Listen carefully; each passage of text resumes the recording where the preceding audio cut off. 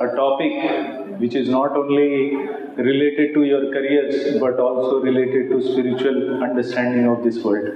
So we invoke the prayers to our spiritual masters, Guru, prayers to Supreme Lord. So these prayers I'll sing. You may close your eyes and try to gather your mind from all over the world to this place so that we get blessings of God. Om Ajnanatimirandhasya Jnananjana-Shalakaya Chakshurunmilitam Yena Tasmai Shri Gurave Namaha. Shri Chaitanya Manobhishtam Sthapitam Yena Bhutale Swayam Rupaha Kadamaiham Dadati Swapadantikam Vandeham Shri Guruho Shri Yuta Padakamalam Shri Gurun Vaishnavamscha Shri Rupam Sagrajatam Sahagana Raghunathanvitam Tam Sajivam साद्वैतं सावधूतं परिजना सहितं कृष्ण चैतन्य देवं श्री राधा कृष्ण पादान् सहगणा ललिता श्री विशाखान्वितांश्च नमो विष्णुपादाय कृष्ण प्रेष्ठाय भूतले श्रीमते भक्ति वेदांत स्वामी निति नामिने नमस्ते सारस्वते देवे गौरवाणी प्रचारिणे निर्विशेष शून्यवादी पाश्चात्य देशकारिणे वाञ्छाकल्पतरुभ्यश्च कृपा सिन्धुभ्यैव च पतितानां पावनेभ्यो वैष्णवेभ्यो नमो नमः। जय श्री कृष्ण चैतन्य प्रभु नित्यानंद श्री अद्वैत गदाधर श्रीवासादि गौर भक्तवृंद। हरे कृष्ण कृष्ण कृष्ण हरे हरे हरे राम राम राम हरे हरे। हरे कृष्ण।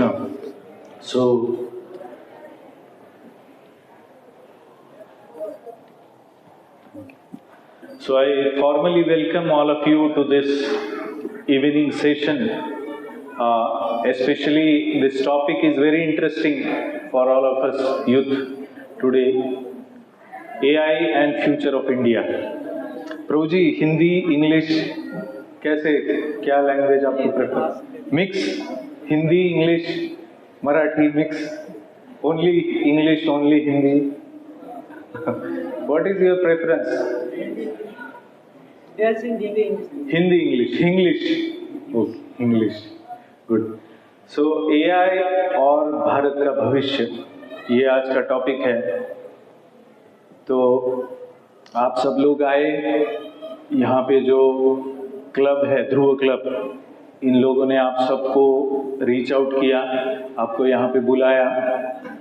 मैं आप सबका धन्यवाद देता हूँ कि आप अपनी आज की शाम यहाँ पे मंदिर में बिताने के लिए आए। आप कहीं भी जा सकते थे, पर एक अच्छे कॉज के लिए, अच्छे कॉल को आपने एक्सेप्ट किया और यहाँ पे आए। तो मैं आप सबका बहुत ही धन्यवाद देता हूँ कि आप इस मंगल प्रसंग में, इस इवेंट में यहाँ पे आए हैं। तो ये जो आज का विषय है, एआई और भारत का भविष्य। एआई आज एक डिसरप्टिव टेक्नोलॉजी, ऐसा बोलते हैं। डिसरप्टिव मतलब हमारे जीवन को आमूलाग्र रूप से बदलने वाली, अचानक बदलने वाली ऐसी टेक्नोलॉजी करके देखी जा रही है। और सबके मन में बहुत सारे विचार है कि ये एआई क्या है, वो तो हम देख रहे हैं, परंतु ये एआई और हमारा भविष्य, भारत का भविष्य मतलब हमारा सबका भविष्य। और भारत का भविष्य तो भविष्य रचने वाले जो है तो यूथ ही है, यंगस्टर्स लाइक यू। तो आप सब ही भारत का भविष्य है और हम भारत के आपसे ज्यादा भूतकाल देखे हुए ऐसे लोग हैं। तो हम थोड़ा सा, हमें जो इस विषय में समझ में आता है वो आपके साथ शेयर करेंगे। मैं एक स्वयं वैज्ञानिक हूँ। मैंने 2002 साल में मैंने एआई पढ़ाया है। तो 2002 साल मतलब आज कितने साल हो गए? 24 साल पहले मैंने एआई एक इंजीनियरिंग कॉलेज में एज अ सब्जेक्ट पढ़ाया था। तो तभी का जो एआई है और आज का एआई है, बहुत बड़ा डिफरेंस है। जबकि हम फाउंडेशन प्रिंसिपल सिखाते थे एआई क्या है, पर आज उसका जो रूप है वो अविश्वसनीय है। तो आज अगर कोई भी वैज्ञानिक रूप से किसी विषय को समझना चाहे, आप सब है मेरे साथ, सुन रहे हैं? आपका ध्यान सबका इधर है। तो ये बहुत ध्यान से सुनने लायक विषय है, इसलिए बहुत ध्यान से सुनिए, क्योंकि ये सब हमारा भविष्य है, फ्यूचर है, हमारे सिविलाइजेशन का फ्यूचर है। हम जितना भी चाहे ना चाहे, ये हमें सोचने के लिए मजबूर करने वाला विषय है, हम सबके जीवन को प्रभावित करने वाला विषय है, इसीलिए इसे हमें ठीक से सुनना चाहिए। तो कोई भी वैज्ञानिक सिद्धांत अगर प्रस्तुत करना है तो ऐसा होता है कि आप पहले व्याख्या देखते हो। तो कोई पूछे कि एआई, आर्टिफिशियल इंटेलिजेंस, इसकी व्याख्या क्या है? पहले तो हमें व्याख्या करनी पड़ेगी इंटेलिजेंस की, फिर आर्टिफिशियल देखेंगे। इंटेलिजेंस, बुद्धिमत्ता, ठीक है ना, हिंदी वर्ड बुद्धिमत्ता। इंटेलिजेंस क्या है? इंटेलिजेंस की एक व्याख्या एक साइकोलॉजिस्ट डेविड वेस्लर नाम के हैं, उन्होंने बहुत अच्छी व्याख्या की है।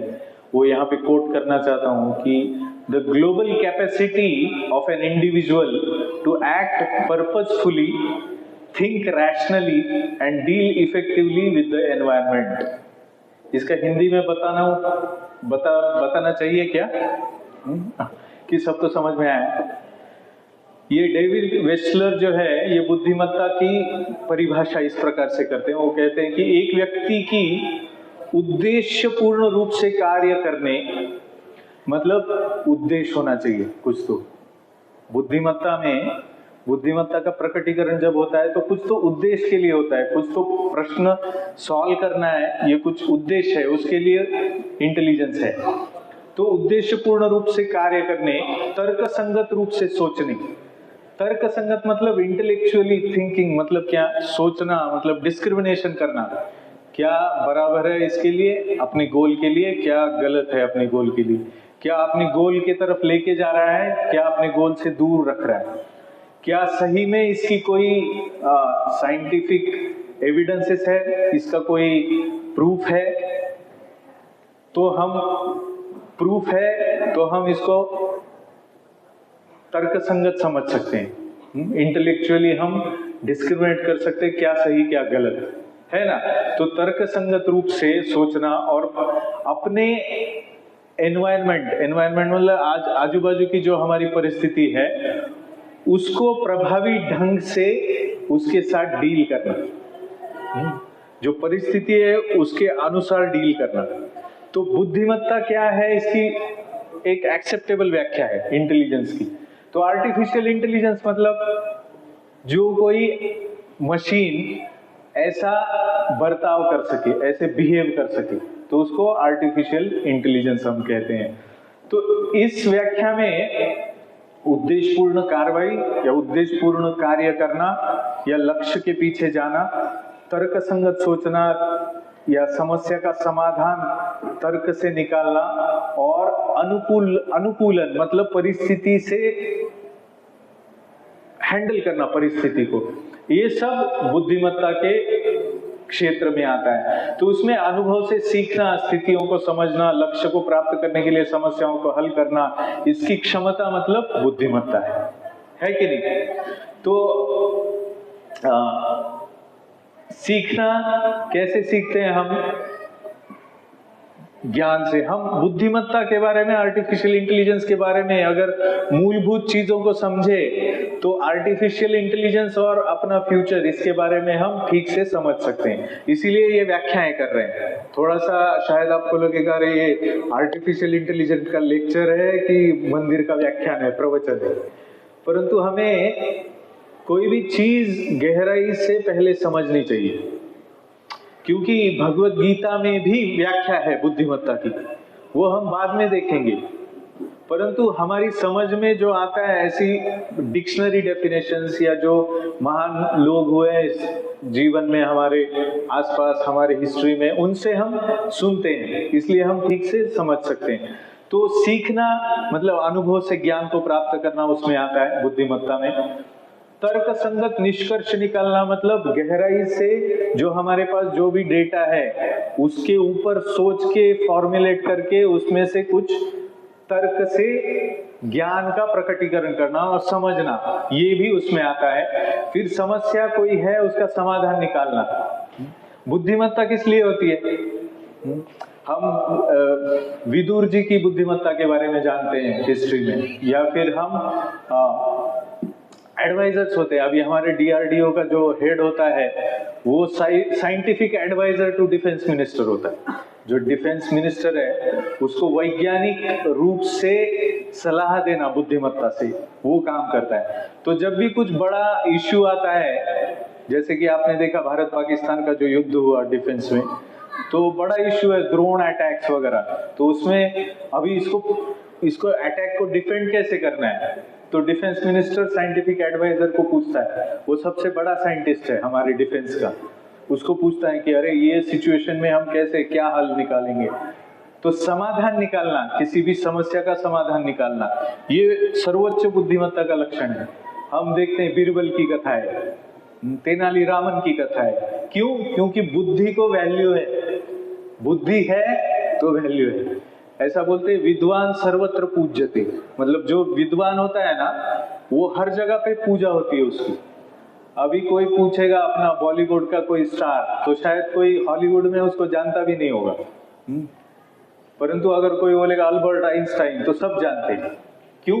बुद्धिमान सर्वत्र पूज्यते, विद्वान सर्वत्र पूज्यते। तो इसीलिए बुद्धिमत्ता जो है वो एक नियंत्रण का एक टूल है। एक नियंत्रण करने के लिए हमारे पास, नियंत्रण या कोई भी चीज सही करने के लिए एक हमारे पास एक क्या बोलेंगे साधन है। तो समस्याओं का समाधान हम उससे निकालते हैं। अनुकूलन मतलब हमारे आजू बाजू में जैसी परिस्थिति है उसको हैंडल करने के लिए उसके साथ हमें सर्वाइवल ऑफ द फिटेस्ट कभी कभी बोलते हैं कि हमें फिट रखना है अपने आप को उस जगत में। तो कोई योजना बनाना, ये भी बुद्धिमत्ता का काम है। योजना बनाते हैं ना हम लोग, तो ऐसा नहीं होता है कि चेस का गेम कोई ऐसे ही जीत जाता है, वो योजना बनाता है। और योजना बनाने में भी उसका प्लान में कोई उसका सामने वाला जो खेल रहा है उसको समझ के वो फिर आगे की योजनाएं बनाता है। तो एक इवोल्यूशन होता है, स्टेप बाय स्टेप मेथोडोलॉजी होता है। तो ये बुद्धिमत्ता का व्यक्ति सही रूप से करता है। कभी कभी हम ये जानते हैं, कभी कभी ऐसा बोला जाता है कि you can lose battles but win war. सुना है आपने? छोटी छोटी लड़ाई आप हार सकते हो बड़ी लड़ाई जीतने के लिए। तो भारत पाकिस्तान के युद्ध में अगर भारत कहीं पे बैकफुट पे आ गया थोड़े समय के लिए, पर अगर पूरा युद्ध जीत गया तो वो ज्यादा अच्छा है। तो ऐसे टाइप की योजना बनाना ये भी बुद्धिमत्ता का काम है। कहाँ पे पीछे आना, कहाँ पे आगे जाना। कभी कभी हम दौड़ लगाते हैं, तो दौड़ लगाने की शक्ति प्राप्त करने के लिए वो दौड़ लगाने वाला व्यक्ति थोड़ा सा पीछे आता है, पीछे हटता है, ताकि कुछ जोर से वो भाग सके। तो इस तरह से बुद्धिमत्ता का कार्य बहुत डायनामिक है। माहिती तंत्रज्ञान बोलते हैं हम लोग, आईटी। तो ये सारा बहुत सारा डेटा एक साथ लाना, उसको प्रोसेस करना, उससे सीखना, ये सब बुद्धिमत्ता में आता है। तो किसे बुद्धिमान कहा जाता है? हमारे शास्त्रों के हिसाब से जिसके पास बहुत ज्यादा मेमोरी है उसको बुद्धिमान कहते हैं। जो बहुत याद रख सकता है और याद रख के उसके हिसाब से कार्य कर सकता है उसको बुद्धिमान कहते हैं। तो बुद्धिमत्ता की जो व्याख्या है, इसमें महत्वपूर्ण चीज जो हमने पहले देखी उसमें एक उद्देश्य। तो अगर कोई जीवन का कोई किसी के पास उद्देश्य ही नहीं है तो उसे बुद्धिमान कहेंगे क्या? ये पहला चीज है। हमारा अगर फ्यूचर हमें बनाना है तो हम अगर बुद्धिमान हैं तो पहला चीज क्या होना चाहिए?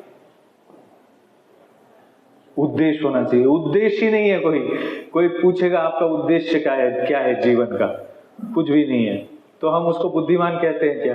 नहीं कहते। तो इसीलिए हमारा फ्यूचर इंडिविजुअल हो या हमारा आज का टॉपिक आर्टिफिशियल इंटेलिजेंस के साथ डील करके भारत का फ्यूचर कैसा होगा, जो भी हो, इसमें ये व्याख्याएं बहुत महत्वपूर्ण है कि ये बुद्धिमत्ता क्या है और वो बुद्धिमत्ता के साथ हम आगे कैसे बढ़ सकते हैं।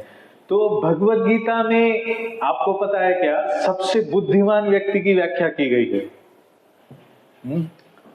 पता है प्रभु जी? बुद्धिमान व्यक्ति की व्याख्या भगवत गीता में भगवान ने की।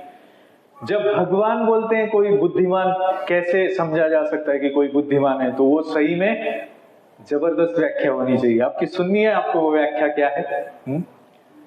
वो व्याख्या भगवान चौथे अध्याय में बताते हैं। चौथे अध्याय में भगवत गीता के 18वें श्लोक में बताते हैं, कर्मण्य कर्म यः पश्येत् अकर्मणि च कर्म यः स बुद्धिमान मनुष्येषु स युक्तः कृत्स्न कर्म कृत।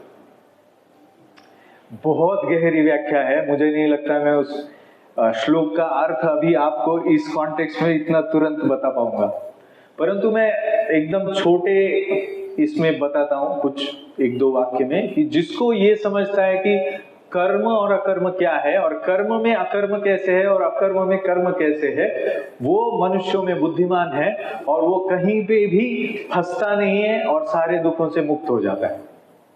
तो ये जो व्याख्या है बहुत हेवी है, इसको समझने के लिए भी बुद्धिमत्ता की आवश्यकता है। तो ये बुद्धिमत्ता हमें कैसे प्राप्त होगी, इसके लिए कुछ योजनाएं हमारे मंदिर में है, वो बताएंगे आपको। ये ध्रुव क्लब और बाकी का सब अनाउंसमेंट इसके बाद होगा। जरूर आपको बुद्धिमान होना है, ये समझना है भगवान की व्याख्या क्या है बुद्धिमत्ता की, तो आप उसे अटेंड कीजिए। परंतु यहाँ इस श्लोक में एक महत्वपूर्ण बात हमको मिल रही है, सारे दुखों से मुक्त होने का पर्पस। भगवान क्या बोल रहे हैं, सबुद्धिमान मनुष्येषु। कौन बुद्धिमान है? जो दुखों में लिप्त नहीं होता है अपनी क्रियाओं से। बहुत शॉर्ट में बता रहा हूं, जो अपने जीवन की क्रियाओं में कहीं पे भी अटकता नहीं है, लिप्त नहीं होता है कुछ भी करते वक्त भी अपने जीवन में, और फिर अंत में सारे दुखों से हमेशा के लिए मुक्त हो जाता है। कैसी लगी व्याख्या? हम जीवन क्यों जीते हैं? हम अपना फ्यूचर क्यों बना रहे हैं? क्यों सोच रहे हैं कि artificial intelligence and future of India? Purpose क्या है? फ्यूचर में हम क्या चाहते हैं? भारत क्या चाहता है? एक देश करके, नेशन करके भारत क्या चाहता है? सारे दुखों से मुक्ति। इतनी सिंपल व्याख्या है पर कितनी सुंदर है। तो truth spoken eloquently, concise is also defined as intelligence। Srila Prabhupada बोलते हैं ये चीज कि कोई भी सत्य को एकदम कम शब्दों में एकदम करेक्ट वर्णन करना, इसे भी बुद्धिमत्ता कहते हैं। अभी हम अगर कुछ नहीं जानते हैं तो चैट जीपीटी आपने यूज किया होगा, है कि नहीं? चैट जीपीटी में जाके आप क्या करते हो, इसका अर्थ क्या है पूछते हो, और वो कम से कम शब्दों में आपको दे सकता है, आपको समझ सकता है। तो ये बुद्धिमत्ता है। तो आई होप मुझे बुद्धिमत्ता के बारे में इनफ बैकग्राउंड हमने देखा है। अभी हम देखेंगे कि इतिहास में जितने भी बड़े बड़े बदलाव आए हैं देशों में, उनमें से कुछ बदलाव है, जैसे भाप का संशोधन जब हुआ, भाप के ऊपर चलने वाला इंजन, तो ब्रिटेन उससे शक्तिशाली बना, और उसके बाद ये रेलवे के इंजन वगैरह बनने लगे और जीवन और चलायमान होने लगा। फिर बिजली, उसका संशोधन, इलेक्ट्रॉनिक्स, इन सब का संशोधन अमेरिका में ज्यादा हुआ, और उसके बाद अमेरिका एक शक्तिशाली राष्ट्र करके बना। उसके बाद डिफेंस का ही एक प्रोजेक्ट था इंटरनेट, तो इंटरनेट की वजह से बहुत जल्दी ही बहुत सारी इंफॉर्मेशन है हर तरफ बहने लगी। तो अभी आज इंटरनेट की वजह से हमें बहुत कुछ प्राप्त है, और इंटरनेट की वजह से भी बहुत जल्दी से एक वैश्विक प्रगति जो बोलते हैं वो भौतिकता की और भौतिक जीवन में होने लगी। और अब जो आया है वो सब एकदम चिंतित है। ऐसा एक हमारे संत है चैतन्य चरण प्रभु, वो कह रहे थे अपने प्रवचन में, कह रहे थे कि जो पिछले 2000 साल में नहीं हो पाया वो पिछले 200 साल में हो, और जो पिछले 200 साल में जो नहीं हुआ वो पिछले 20 साल में हो, और जो पिछले 20 साल में नहीं हुआ वो अभी 2-3 साल में हो जाएगा। तो इस तरह से बहुत जल्दी बदलाव हो रहे हैं। तो ऐसे बदलाव जो होते हैं, ऐसे बदलाव करने वाली जो टेक्नोलॉजी या जो भी ऐसे नया चीज आता है उसे डिसरप्टिव टेक्नोलॉजी। डिसरप्टिव मतलब डिसरप्शन। डिसरप्शन मतलब आप चल रहे हो अपने मार्ग से, अचानक से कुछ तो बड़ा आ गया जीवन में और आपका जीवन पूरा बदल गया, पूरा टर्न हो गया। तो इस तरह से हम अभी आज देखें तो हम सब आर्टिफिशियल इंटेलिजेंस वास्तविक यूज में ला रहे हैं और हम हैरान रह रहे हैं कि क्या क्या हो रहा है आर्टिफिशियल इंटेलिजेंस से, क्या क्या हो रहा है। तो ऐसा है कि कंप्यूटर से अभी हम पहले जितना सीखते थे उससे कई गुना ज्यादा जल्दी सीख पा रहे हैं, है कि नहीं? अगर कोई मेरा इंजीनियरिंग का सब्जेक्ट है, समझ में नहीं आ रहा है मेरे प्रोफेसर के समझाने से, तो मैं जाके चैट जीपीटी पे एक लर्निंग ट्रेल अपना ही अपने पर्सनैलिटी के हिसाब से बना सकता हूँ। कि मैं पूछ सकता हूँ कि ये आर्टिफिशियल न्यूरल नेटवर्क क्या होता है। मेरे प्रोफेसर ने कुछ डेंड्रॉइड्स, न्यूरॉन्स और ये सब बोला, मुझे कुछ समझ में नहीं आया। तुम मुझे रियल वर्ल्ड में कैसा आर्टिफिशियल न्यूरल नेटवर्क होता है बताओ। तो फिर आप उसके साथ एक डायलॉग करके अच्छे से समझ सकते हो कि ये आर्टिफिशियल न्यूरल नेटवर्क क्या है, ये डीप लर्निंग क्या है, ये क्लस्टरिंग टेक्निक्स क्या है। ज्यादा डिटेल में आप में से कितने इंजीनियर्स हैं या इंजीनियरिंग कर रहे हैं? ओह, ऑलमोस्ट बहुत सारे हैं। तो आपको थोड़ा टेक्निकल डेप्थ ले सकते हैं, ठीक है? चलेगा ना? कि स्पिरिचुअल डेप्थ ज्यादा लेना है? आपको जो अच्छा लगेगा, टेक्निकल डेप्थ अच्छा लगेगा, स्पिरिचुअल डेप्थ अच्छा नहीं लगेगा। दोनों भी चाहिए, ठीक है? देखते हैं कितना कवर कर सकते हैं हम लोग। तो टेक्निकल डिटेल्स में जाएंगे तो एआई चलता कैसे है, क्योंकि इंटेलिजेंस के बारे में हमने थोड़ा देखा। अभी हम सोचेंगे कि ये चलता कैसे है भाई। आपको मैं बता दूं, पहले लोगों को जब ये आर्टिफिशियल इंटेलिजेंस शुरुआत थी तो लोगों को नहीं लगता था कि एक दिन ये इतना बलशाली, शक्तिशाली बन जाएगा कि ये जॉब भी अभी सारे निकल जाएंगे, खत्म हो जाएंगे बहुत सारे। किसी को लगा नहीं था, किसी को लगा नहीं था कि एआई एक म्यूजिक ट्रैक भी बना पाएगा, एआई एक फोटो पिक्चर भी बना पाएगा रियल लुकिंग, एआई एक मूवी भी बना पाएगा।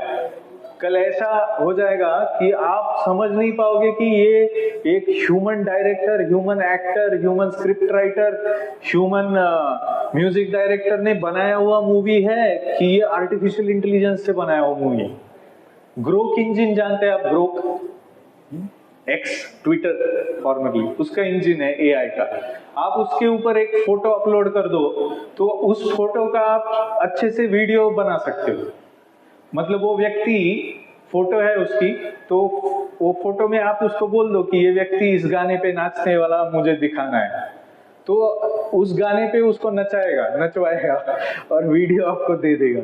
और अगर आप अपने ग्रैंडफादर, ग्रैंडमदर को वो वीडियो भेज दो तो बोलेंगे अरे अच्छा डांस किया है, कितना अच्छा किया। उनको समझ में भी नहीं आएगा ये ग्रोक इंजन से बनाया हुआ है। तो अभी देखिए कि ये आर्टिफिशियल इंटेलिजेंस जिसके ऊपर बिलीफ नहीं था पहले, आज क्या कर सकता है। कल जाके ऐसा भी हो जाएगा, जो ब्रह्मचारी यहाँ पे बैठे हुए हैं उनको लगता होगा कि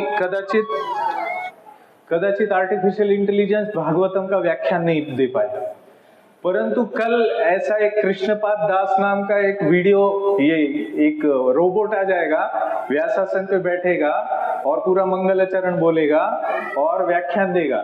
और उसमें वो भक्ति विनोद ठाकुर, भक्ति सिद्धांत सरस्वती ठाकुर, ये माधुर्य कादम्बिनी, भगवद गीता, श्रीमद् भागवत, मध्वाचार्य, शंकराचार्य, इन सबके कोट ऐसे बोलेगा।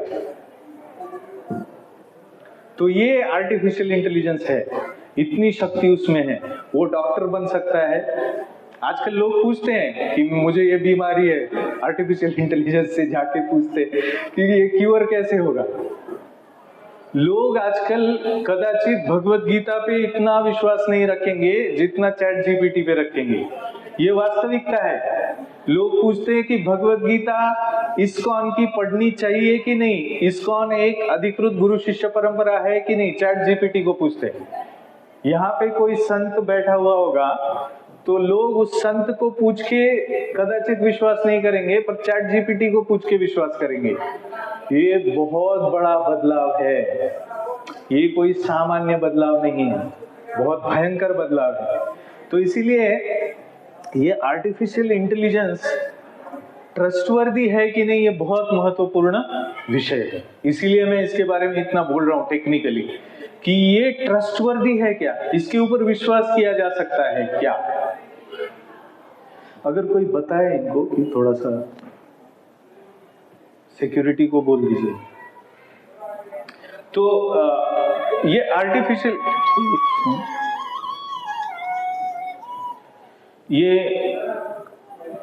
ये सीखता कैसे है। अगर सपोज एक एआई का कोई प्रॉम्प्ट है, वो बनता कैसे, एआई कैसे डिस्क्रिमिनेशन करता है। तो उसको अगर 10 लाख बिल्ली और कुत्ते इनके फोटो दिए जाए और उनको बोला जाए कि ये बिल्ली साधारण रूप से ऐसी होती है, कुत्ता साधारण रूप से ऐसा होता है, तो वो लर्न कर लेता है, ट्रेनिंग डेटा से लर्न कर लेता है और उसके बाद अपना निर्णय देता है। आप उसको एक फोटो दे दो तो बोलेगा ये कुत्ता है कि ये बिल्ली है।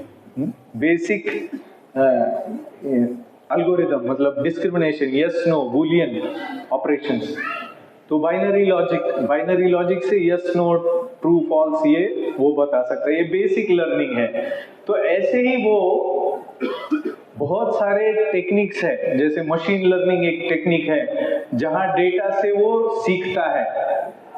जैसे डेटा से अगर सीखना है कि किसी बैंक में फ्रॉड हो रहा है कि नहीं, तो वो डेटा माइनिंग से या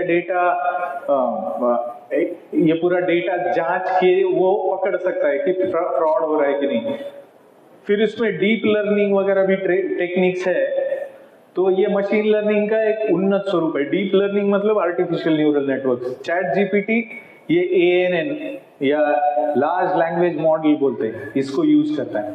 तो बेसिकली क्या होता है लार्ज लैंग्वेज मॉडल में, मनुष्यों ने जितना कुछ ज्ञान प्रोड्यूस किया है पुस्तकों में, वो सब ज्ञान वो लर्न कर लेता है। इसकी टेक्निक्स है, मैथमेटिकल टेक्निक्स है। अभी मैथमेटिक्स में नहीं जाएंगे।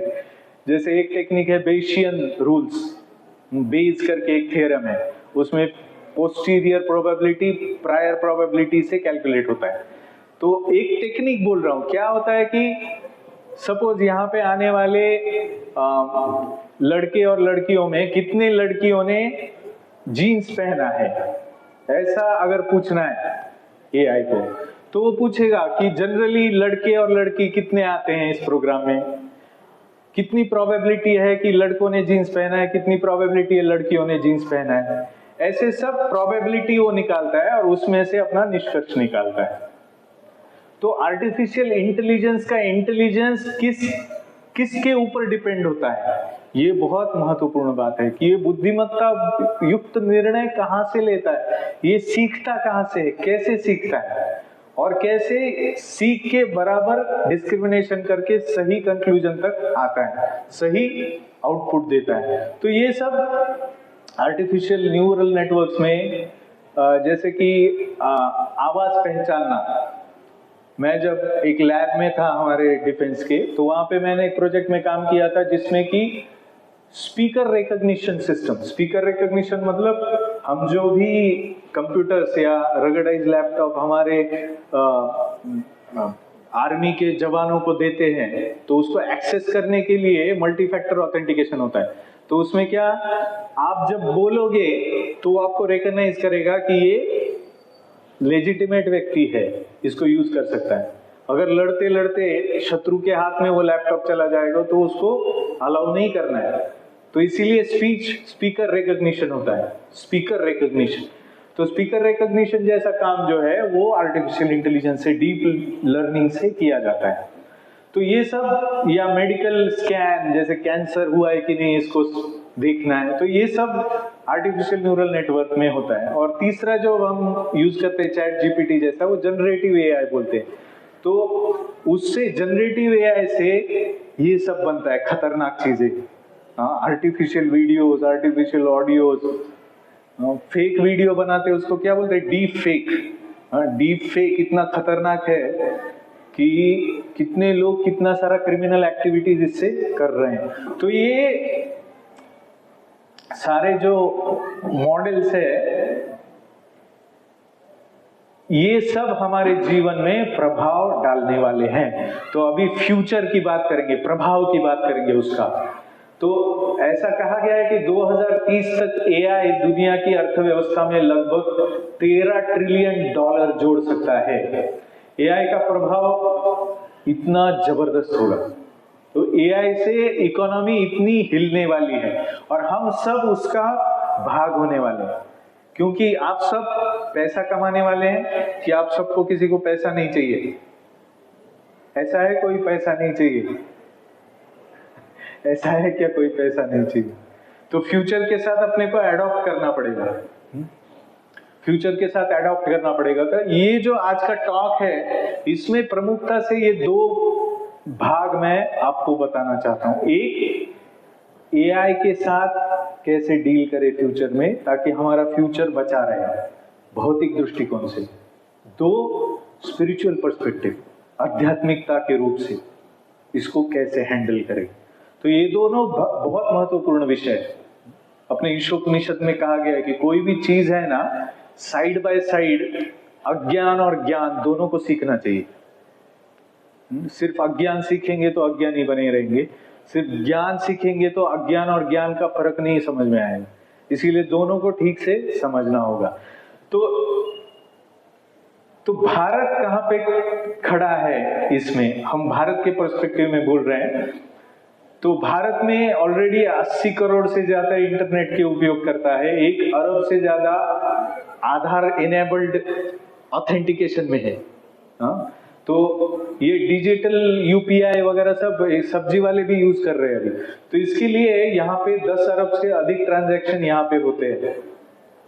तो ये एआई का जो ईंधन है वो है डेटा, डेटा, डेटा।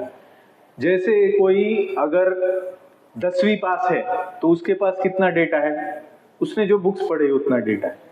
12वीं पास है तो 12वीं का डेटा है। इंजीनियरिंग या कोई डिग्री है तो उतना डेटा है, मास्टर्स है तो उतना डेटा है, पीएचडी है तो उतना डेटा है। तो सबसे बुद्धिमान कौन है? स्वाभाविक रूप से जिसके पास ज्यादा डेटा है, जिसके पास डेटा प्रोसेसिंग पावर है, जिसके पास बहुत सारा मेमोरी है। तो एक तो हमारा नैसर्गिक है, परंतु अभी एआई क्या है?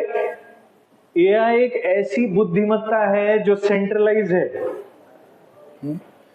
आप बिल्कुल, आप कम बुद्धिमत्ता वाले भी हो तो आपको एआई बुद्धिमत्ता वाला बना सकता है। तो इसके दो साइड्स है। समझ में नहीं आएगा ना, अगर 2 एम्प्लॉइज है, दोनों एम्प्लॉइज कॉम्पिटिटिव स्पिरिट में काम कर रहे हैं। एक एम्प्लॉय को एआई आता है पर उसके पास बुद्धिमत्ता कम है, और दूसरे एम्प्लॉय के पास बहुत सारी बुद्धिमत्ता है, उसको एआई नहीं आता है। तो आपको क्या लगता है कि कौन ज्यादा बुद्धिमान प्रस्तुत होगा? कौन ज्यादा होगा? जिसको एआई आता है। तो हमें क्या करना चाहिए? एआई से विरक्ति लेनी चाहिए, संन्यास लेना चाहिए कि एआई के साथ जीना सीखना चाहिए? एआई के साथ जीना सीखना चाहिए। तो अभी बहुत बार हम कंफ्यूज होते हैं कि अरे एआई से करना क्या है, एआई को कैसे यूज में लाना है। क्योंकि ऐसा भी प्रभाव होता है कि हम स्पून फीडिंग की वजह से हम अपनी बुद्धिमत्ता खो देते हैं, स्वयं की विचार शक्ति खो देते हैं, स्वयं के स्किल्स खो देते हैं। अगर हम एक प्रोग्रामर है, सॉफ्टवेयर डेवलप कर रहे हैं, और हम सॉफ्टवेयर डेवलप करते वक्त एआई को पूछ रहे हैं कि भाई ये मेरा प्रॉब्लम है, इसको मेरे लिए प्रोग्राम बना के दे दे, तो क्या आप कभी सीख पाएंगे? नहीं सीख पाएंगे। तो ये डिफरेंस भी हमें बहुत गहराई से समझना है। इसके परिप्रेक्ष्य में, ऐसे डायमेंशन में आपको बहुत सारा ट्यूटोरियल्स मिलेगा, how to use AI and still remain intelligent. क्योंकि हम अपनी बुद्धिमत्ता खो देंगे अगर एआई में बहते जाएंगे। तो इसीलिए भारत में रह के हमें, भारत का जो इंफ्रास्ट्रक्चर और एआई है, इसके लिए गवर्नमेंट ऑफ इंडिया बहुत कुछ कर रहा है। उन सब में आपको सम्मिलित होना है, उन सब में अवेयर होना है, और अच्छे कामों के लिए एआई, अच्छे करियर के लिए एआई बहुत रिस्पॉन्सिबली यूज करना है। तो हालांकि ये जो लेक्चर है इसका सिर्फ ये उद्देश्य नहीं है कि कुछ करियर गाइडेंस हो, उसका साइड उद्देश्य है कुछ करियर गाइडेंस हो, परंतु सही उद्देश्य है हमारा सही में फ्यूचर क्या है। बहुत लोगों को ऐसा लगता है, आप में से कितने लोगों को ऐसा लगता है कि एआई की वजह से आपका जॉब जाएगा कल? कितने लोगों को डर लगता है कि एआई की वजह से इतना फ्यूचर भयंकर होने वाला है कि आपका जॉब शायद आपको मिलेगा नहीं? पता है ना, एंथ्रोपिक करके एक सॉफ्टवेयर डेवलपिंग ये है, प्लेटफॉर्म है, कितने लोगों को पता है? एंथ्रोपिक कौन कौन सॉफ्टवेयर में काम करता है? ओके, यह सॉफ्टवेयर सीखता है। मेजॉरिटी जो पैसा आज कमा रहे हैं यूथ, वो कौन से क्षेत्र में कमा रहे हैं? आईटी में, उसमें सबसे ज्यादा जिसको सॉफ्टवेयर आता है वो। परंतु अभी आज परिस्थिति ऐसी है कि एंथ्रोपिक का जो सीईओ है उसने एक इंटरव्यू में कहा है कि एंथ्रोपिक यूज करके 6 महीने के अंदर ये प्लेटफॉर्म ऐसी मैच्योरिटी को जाएगा कि सॉफ्टवेयर कोडर्स की कोई जरूरत नहीं होगी। ऐसे ही अगर एआई से डॉक्टर की कोई जरूरत नहीं होगी, इंजीनियर मैकेनिकल की कोई जरूरत नहीं होगी, या कोई भी प्रोफेशन, मैनेजर की कोई जरूरत नहीं होगी, अकाउंटेंट की कोई जरूरत नहीं होगी, पीए की कोई जरूरत नहीं होगी, तो हम करेंगे क्या? आप बिलीव करते हैं ऐसा हो सकता है? जैसे मैंने उदाहरण दिया, फिल्म इंडस्ट्री भी बहुत बड़ी प्रॉफिट मेकिंग इंडस्ट्री है, कितने लोग एम्प्लॉयड है। अगर आपको फिल्में एआई बनाने लगे, एआई अगर बोल दे कि ये ऐसे दिखने वाले हीरो, ऐसे दिखने वाले हीरोइन, और ये बेस्ट आवाज, ऐसे टाइप की आवाज गाने वाले लेडी की, जेंट्स की ऐसी आवाज, और ऐसा मूवी, ऐसा स्क्रिप्ट तुम ही बनाओ, इस स्क्रिप्ट में बहुत इंटरेस्टिंग होना चाहिए, म्यूजिक तुम ही डायरेक्ट करो, म्यूजिक तुम ही बनाओ, तुम ही फिल्म डायरेक्ट करो, तुम ही अच्छे कॉस्ट्यूम्स वगैरह, फैशन डिजाइनिंग तुम ही करो, और बस बना दो मूवी। बना देगा एआई। इतने सारे लोगों का क्या होगा उसमें? तो एक गंभीर विषय है। तो इसमें भले ही डिसरप्टिव टेक्नोलॉजीज पास्ट में आ चुकी हो, फिर भी हमारा ये ऑब्जर्वेशन है हिस्टोरिकली कि ऐसा कभी नहीं होता है कि बहुत सारे लोग, पहले बोलते थे ना कंप्यूटर आ जाएगा सब अनएम्प्लॉयड हो जाएंगे, कुछ एम्प्लॉयमेंट नहीं रहेगा, पर ऐसा है क्या? नहीं है। वैसा ही आपको डरने की आवश्यकता नहीं है, परंतु एडॉप्ट करने की आवश्यकता है। एडॉप्ट मतलब अपने आप को उस परिस्थिति में ढालना, उसकी आवश्यकता है। तो इसलिए हमें उसके ऊपर व्यक्तिगत प्रशिक्षण लेना चाहिए। जो भी हमारा प्रोफेशन हो, हमें अपने आप को भी एआई एनेबल्ड करना है। क्यों? क्योंकि ये बुद्धिमत्ता जो एक जगह पे है, वो बुद्धिमत्ता हम हमारे बुद्धिमत्ता के साथ जोड़ेंगे नहीं तो हम पीछे रह जाएंगे। मानते हैं? हम पीछे रह जाएंगे। इसलिए हमें जो भी क्षेत्र, कार्य क्षेत्र में हम हैं, एआई के साथ एडजस्ट करना है, एआई को यूज करना है, एआई एनेबल्ड होना है। तो ये भौतिक परिप्रेक्ष्य या करियर के बारे में हुआ। तो इसमें नौकरियां जो है वो रहेंगी। ऐसा एक प्रेडिक्शन आया है कि 83 million jobs will be finished AI की वजह से, 83 million, but 97 million new kinds of AI enabled requirements will be there. तो 83 से 97 ज्यादा है, परंतु हम पीछे रह गए इसमें, हम ट्रेडिशनल वे में, मेथड में ही रह गए, तो गड़बड़ हो सकता है हमारे करियर में। आप सब यूथ हो, आप सबके लिए ये करियर का भी इम्पोर्टेंस है। तो भविष्य में AI engineer, data engineer, robotics engineer, cyber सुरक्षा या साइबर सिक्योरिटी इंजीनियर, ये सब तो होंगे ही, परंतु जो रूटीन है, ये data entry operator, call centre operator, ये जो रिपीटेटिव वाले काम है ना, जो मशीन कर सकता है, ऐसे काम नहीं रहने वाले। तो सबको थोड़ा सा इंटेलिजेंट बनना पड़ेगा, सबको थोड़ा सा एम्प्लॉयबल बनना पड़ेगा। तो इसमें एआई में कोई भी चीज होती है भौतिकता बुद्धिमत्ता से हमारे श्रील प्रभुपाद हमेशा बोलते थे कि हर एक चीज अच्छे काम के लिए भी यूज हो सकती है, बुरे काम के लिए भी यूज हो सकती है। तो अगर कोई बहुत बुद्धिमत्ता पूर्ण विलन है तो कितना बड़ा घोटाला कर सकता है जीवन में। बहुत बुद्धिमत्ता पूर्ण हीरो है तो बहुत अच्छा कर सकता है जीवन में। तो ये एआई उसी तरह है कि एक बहुत बड़ा राक्षस भी हो सकता है और बहुत बड़ा एक ब्रह्मदेव भी हो सकता है। हमारे जो ब्रह्मदेव है शास्त्रों में जिनका वर्णन आता है वो बुद्धिमत्ता से बने हुए हैं। आर्टिफिशियल इंटेलिजेंस एक है, पर जो भगवान ने बनाई हुई बुद्धिमत्ता का जो प्रतीक है, बुद्धिमत्ता से जिसकी पर्सनालिटी बनी हुई है वो ब्रह्मदेव है। उनका शरीर ही बुद्धिमत्ता से बना है, पंच महाभूतों से नहीं बना है, बुद्धिमत्ता के तत्व से उनका शरीर बना है। तो ये बहुत शक्तिशाली इंजीनियर हमारे जीवन का डिजाइन कर चुका है। परंतु ये आर्टिफिशियल इंटेलिजेंस एक नया ब्रह्मा उत्पन्न हो चुका है। ऐसा नहीं है कि ये आर्टिफिशियल इंटेलिजेंस वाला ब्रह्मा या ब्रह्मदेव ये अपने ओरिजिनल ब्रह्मदेव के नीचे नहीं आता है। ये समझना बहुत महत्वपूर्ण है।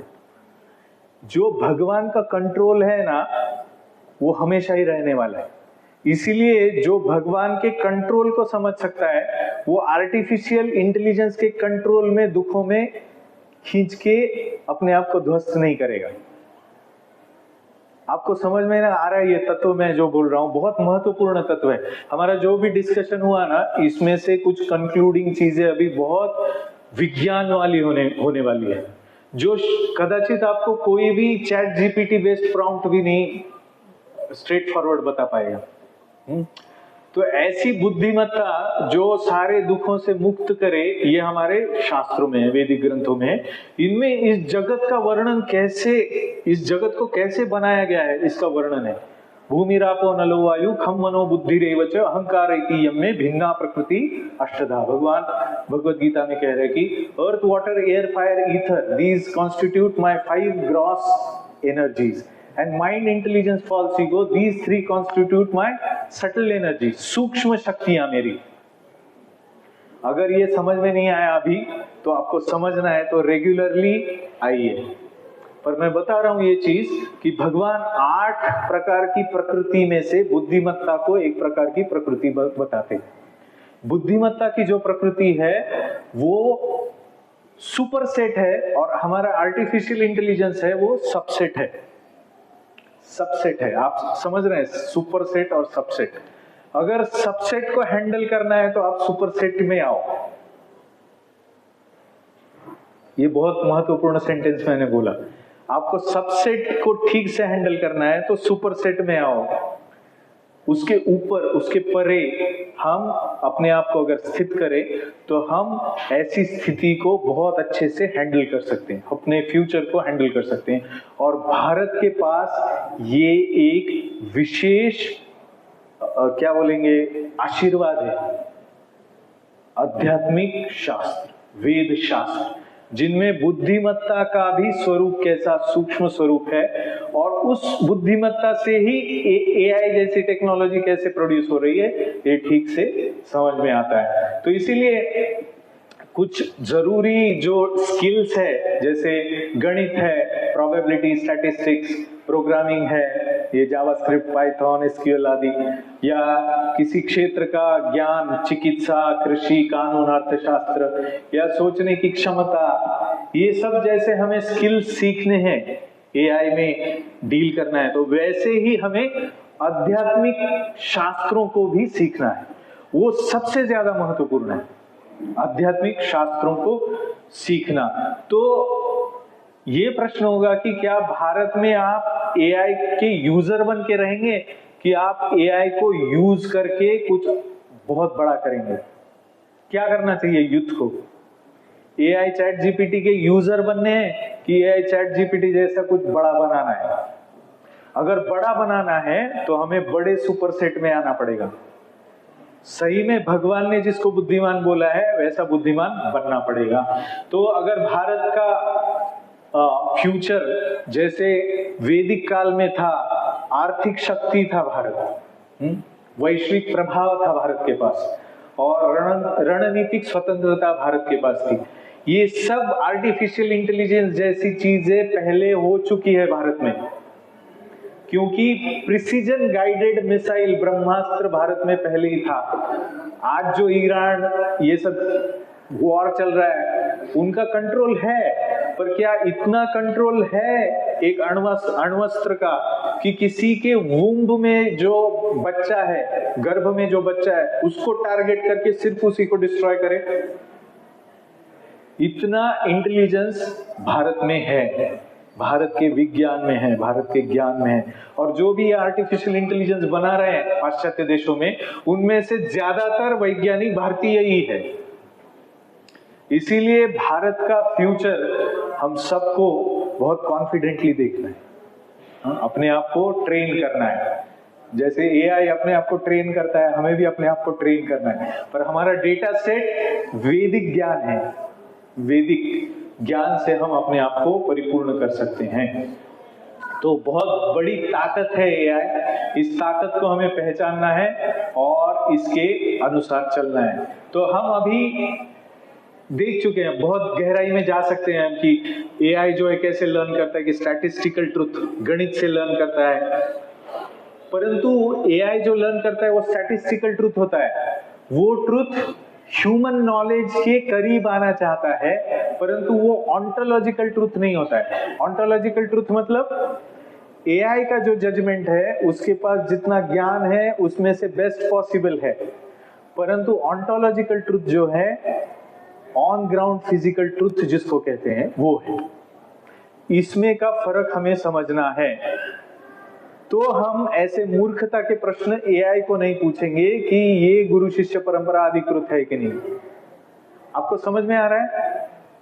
आर्टिफिशियल इंटेलिजेंस को जो फीड करेंगे ना, उसमें से ही वो स्टैटिस्टिकल बेस्ट सॉल्यूशन निकालेगा, परंतु जो वो जानता नहीं है, उसके पास वो ट्रेनिंग डेटा ही नहीं है, उसके बारे में उसको प्रश्न पूछेंगे तो हम गलत डायरेक्शन में जा सकते हैं।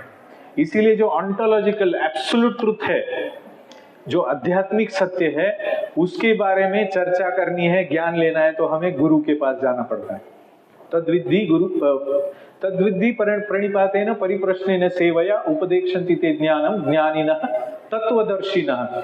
आध्यात्मिक ज्ञान इतना सूक्ष्म है कि वो सिर्फ और सिर्फ गुरु परंपरा से, प्रामाणिकता से प्राप्त होता है। ये एक ऐसा स्थान है जहां पे वो ज्ञान आपको मिलेगा जो आपको जीवन में पर्पस क्या है, जीवन की अंतिम अपेक्षा जीवन से क्या है, हमारा जीवन क्यों हमें दिया गया है, हमारी बुद्धिमत्ता का अस्तित्व क्यों है, ये आर्टिफिशियल इंटेलिजेंस का अस्तित्व क्यों है, ये सारे गंभीर प्रश्नों का उत्तर हमें देगा। तो एक लास्ट पार्ट जो है हमारे आज के इस प्रेजेंटेशन का, उस पे हम आएंगे। तो इसमें कितना टाइम है प्रभु जी? 10 मिनट? हाँ, 10 मिनट। तो 10 मिनट में हम ये देखेंगे कि आध्यात्मिकता और हमारे भविष्य का और आर्टिफिशियल इंटेलिजेंस का रिलेशन क्या है, देखेंगे। तो मैंने कहा कि ये जो जगत है, अभी हम अनसर्टन है ना, ये एआई से मेरा जीवन अच्छा होगा कि कुछ बुरा हो जाएगा, मेरा पैसा कमाना हो पाएगा कि मुझे जॉब से निकाल दिया जाएगा। अभी से मतलब जॉब लगने से पहले ही चिंता है कि मैं 2 लाख 3 लाख रुपए फीस भर रहा हूँ, इंजीनियरिंग कर रहा हूँ, और कल मुझे कुछ एम्प्लॉयमेंट ही नहीं मिलेगा तो मेरा तो लॉस हो जाएगा पूरा। मेरा क्षेत्र ही नष्ट हो जाएगा तो मैं क्या करूंगा। तो ये सब अनसर्टेनिटी जो है, इसका वर्णन वैदिक शास्त्र में आया है, भगवत गीता में कहा है कि ये जगत की रचना जो की है वो दुखालयम अशाश्वतम, इस तरह से की है। दुखालयम मतलब इसमें दुख होगा ही, अशाश्वतम मतलब यहाँ पे कब क्या होगा किसको पता किसी को नहीं पता है कब क्या होने वाला है। ये सही मायने में सिर्फ भगवान जानते हैं, और भगवान के प्रेरित जो सत्य को जानते हैं ऐसे संत जानते हैं। ज्ञानिनः तत्वदर्शिनः, तत्वदर्शिनः मतलब तत्व रूप से वो सत्य को देख सकते हैं। ऐसी अद्भुत शक्ति संतों में होती है जो आर्टिफिशियल इंटेलिजेंस के पास भी नहीं है। पॉज ले रहा हूं क्योंकि ये बहुत महत्वपूर्ण वाक्य है। ऐसी अद्भुत दृष्टि, ऐसा अद्भुत रियलाइजेशन, ऐसा अद्भुत साक्षात्कार संतों के पास, अधिकृत गुरु शिष्य परंपरा के जो साधु है उनके पास ऐसे साक्षात्कार, ऐसा इंटेलिजेंस होता है कि जो इंटेलिजेंस आर्टिफिशियल इंटेलिजेंस के पास भी नहीं हो सकता।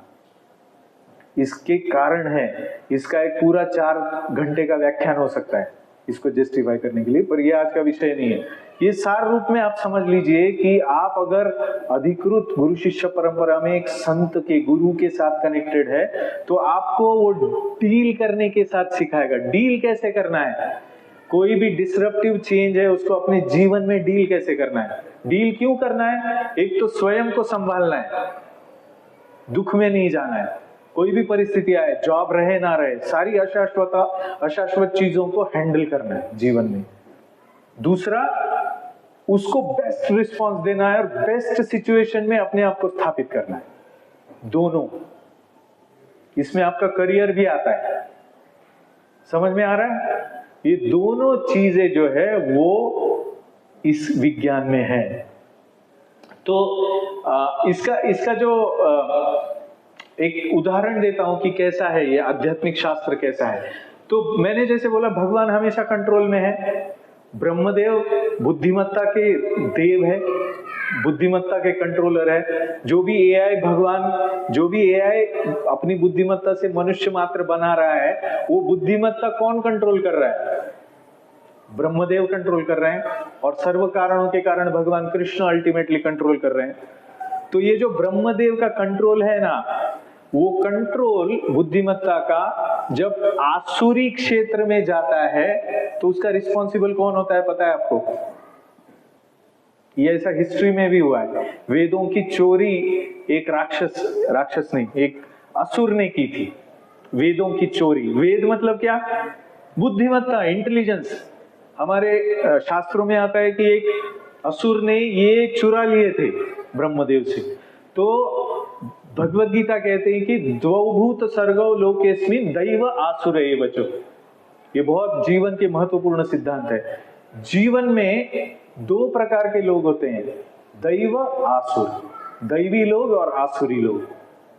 आसुरी लोग हमेशा ही दुख में जल के भस्म हो जाते हैं, दैवी लोग सारे दुखों से मुक्त हो जाते हैं। आपको क्या चाहिए? दैवी या आसुरी? दैवी चाहिए। तो आपको किसे शक्तिशाली, किसके सिस्टम को शक्तिशाली बनाना है? दैवी सिस्टम को शक्तिशाली बनाना है। मनुष्य ऐसी योनि है, या तो वो दैवी शक्तियों को शक्तिशाली बना सकती है या आसुरी शक्तियों को शक्तिशाली बना सकती है। ये फ्री विल हमारे पास है।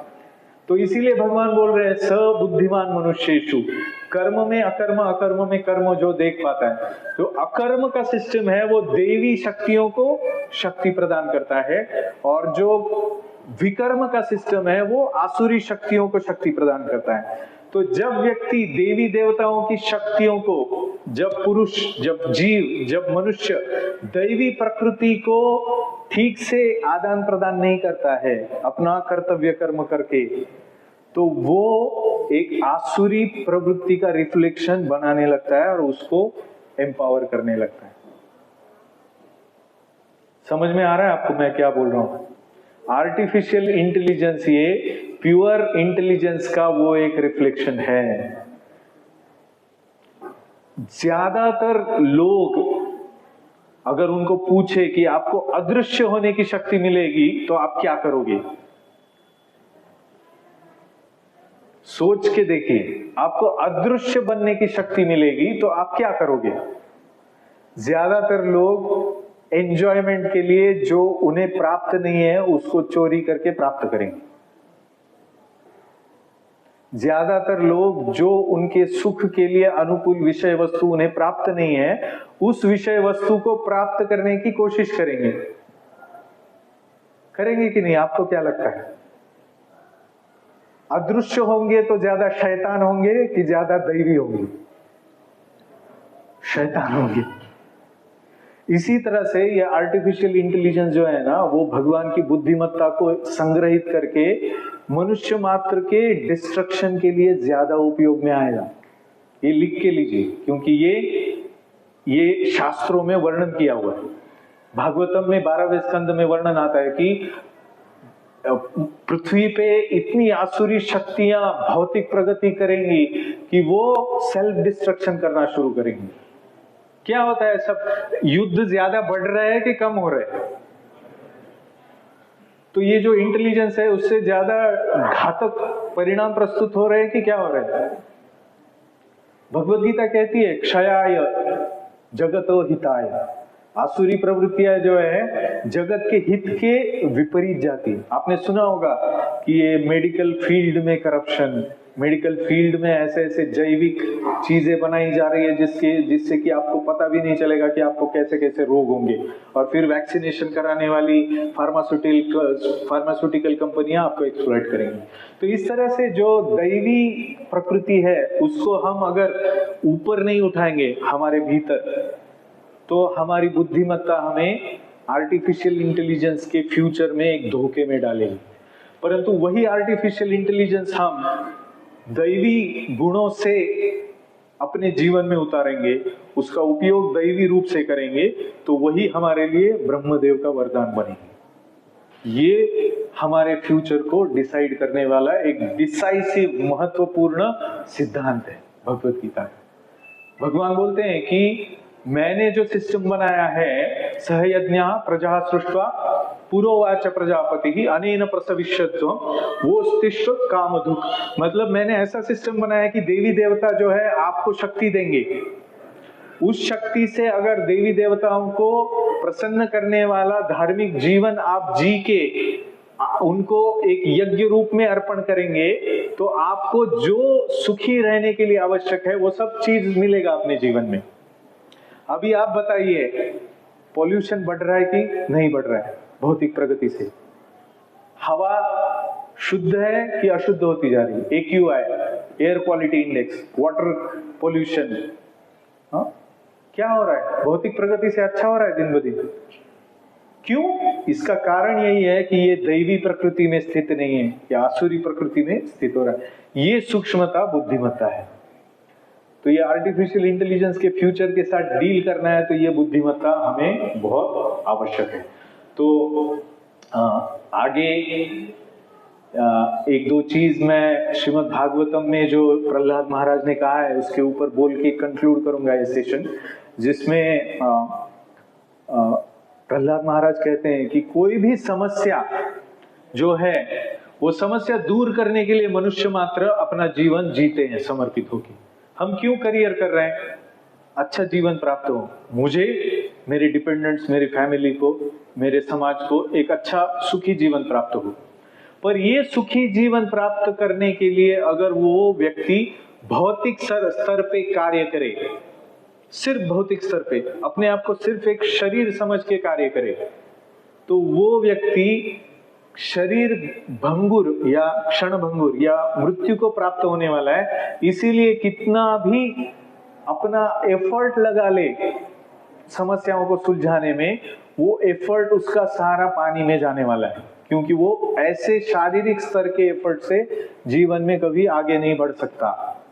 उसको अगर सही मायने में जीवन में सुख, शांति, समाधान, तृप्ति, अनुकूलता आदि प्राप्त करनी है, तो उसे अपना जीवन अपने वास्तविक सत्य स्वरूप के ऊपर जीना पड़ेगा।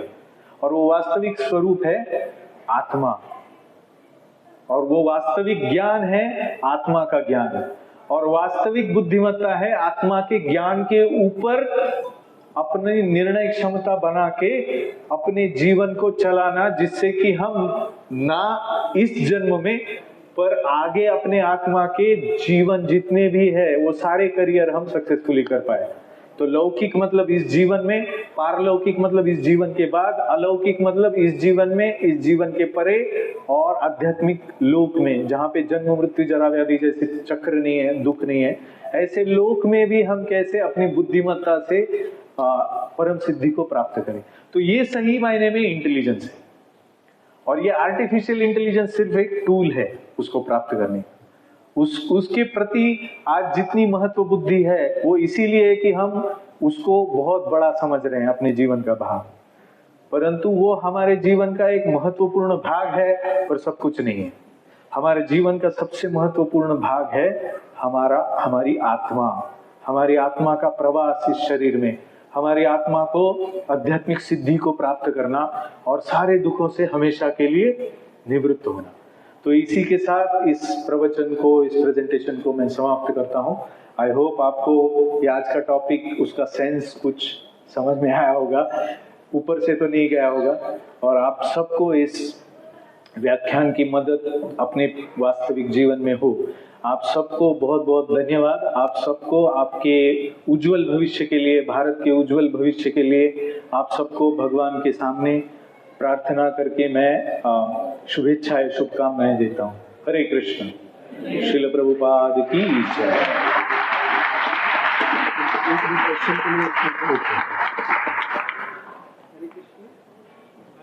हरे कृष्ण। अगर किसी को कोई प्रश्न है तो you can take couple of questions. किसी को कोई डाउट है, क्वेश्चन है तो आप you can just raise your hands and you can ask. Question?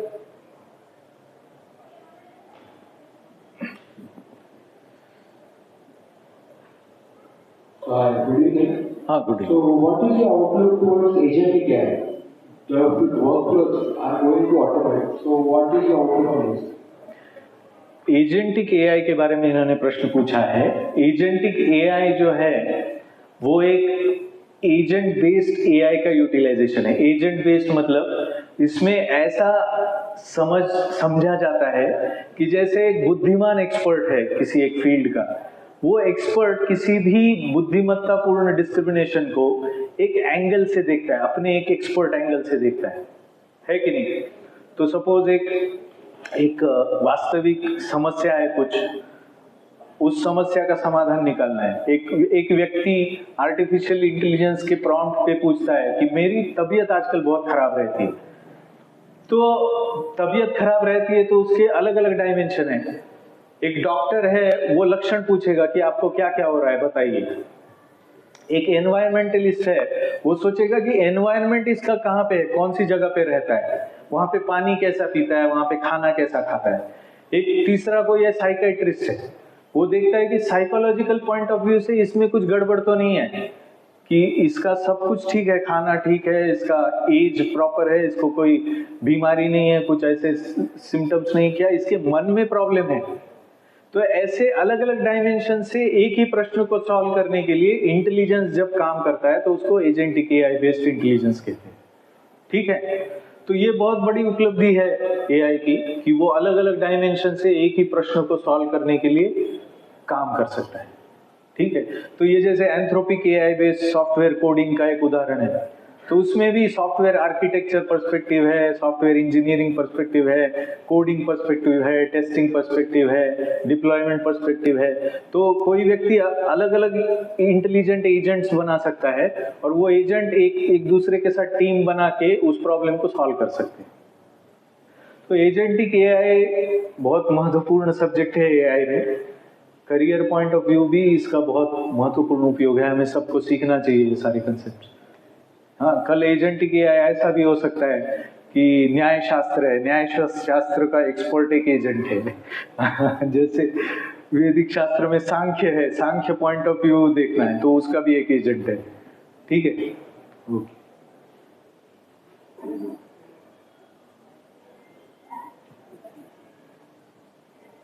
Hare Krishna Prabhuji, my name is Vignesh.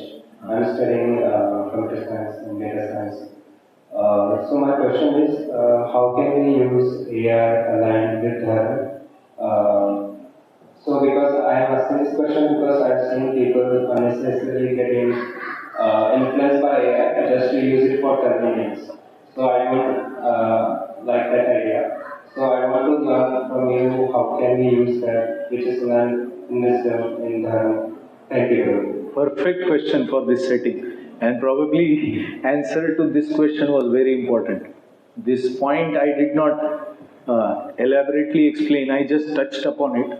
But as I said already, मैंने जैसे already बताया, इनका प्रश्न है, समझ में आया ना कि AI का जो उपयोग है वो उपयोग सही मायने में धर्म रूप से कैसे करें, धर्म के परिप्रेक्ष्य में कैसे करें। तो धर्म जो है वो बहुत ही गुह्य शास्त्र है, धर्मशास्त्र जो है गुह्य शास्त्र है, भगवत गीता ये धर्मशास्त्र है। जब तक व्यक्ति धर्मशास्त्र को समझेगा नहीं तब तक उसे समझेगा नहीं कि धर्म क्या है और अधर्म क्या है कि नहीं। कभी कभी मोरालिटी जैसे बोलते हैं, कभी कभी लोग बोलते हैं मोरालिटी मतलब धर्म है। मोरालिटी क्या होती है कि किसी स्त्री के तरफ बहुत बुरी नजर से ना देखना नहीं चाहिए, ऐसी मोरालिटी है। परंतु भारत में ऐसा होगा, अमेरिका में तो ऐसे बुरी नजर से देखना तो बहुत कैजुअल रूटीन होगा, तो वहां पे वो मोरालिटी इमोरल समझते भी नहीं होंगे। तो मोरालिटी जो है वो स्थिति काल व्यक्ति से बदलती है, पर धर्म के जो नियम है वो नियम है, वो कभी भी नहीं बदलते। तो उन नियमों को एब्सोल्यूट नॉलेज कहते हैं, वैदिक शास्त्र सिद्धांत शास्त्र प्रमाण कहते हैं। तो इन शास्त्र प्रमाणों को जब तक हम गहराई से किसी गुरु से नहीं समझेंगे तब तक धर्म क्या है इसका गुह्य सिद्धांत हम नहीं समझेंगे। भगवान इसीलिए कहते हैं कि तस्मात् शास्त्रम प्रमाणम ते कार्य कार्य व्यवस्थितो ज्ञात्वा शास्त्र प्रमाणोक्तम कर्म कर्तुम इहारसि।